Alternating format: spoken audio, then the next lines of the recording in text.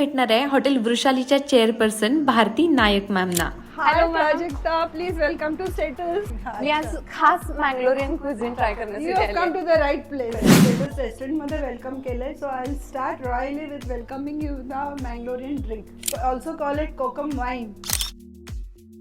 I want to start with the king of fish. दिसताना तर एकदम भारी दिसत आहे.